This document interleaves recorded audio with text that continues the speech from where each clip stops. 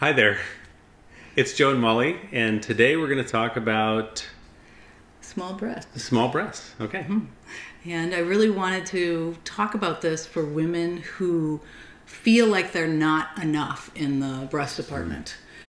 A product of living in the culture I grew up in is that this idea that I got as a young flat-chested girl that I was not a woman or not a valuable woman if I didn't have large breasts. And I particularly got that from my father. He was very influential.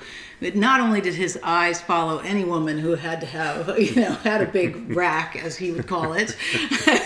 And I particularly remember watching Miss America or Miss Universe, and I'd sit on the floor and my dad would make comments about all the women on the stage, evaluating their bodies. That's all he cared. He didn't care about their talent or their, wishes for peace in the world. He cared about their breasts. And he would pick out the largest breasted woman and go, she should win every time. He knew exactly which woman my dad thought should win. Wow.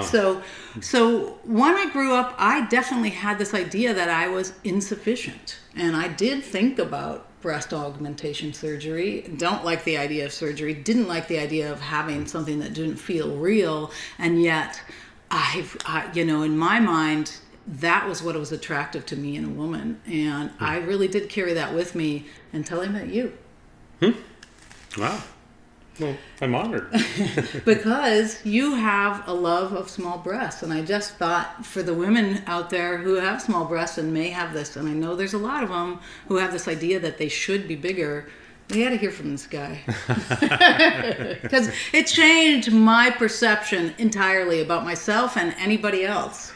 And I know I'm not alone. There are many men out there who either don't care at all, or they're fine with small-breasted women, or flat-chested women. They're happy with anything. Yeah, they're just happy with anything. It really is not an issue for them.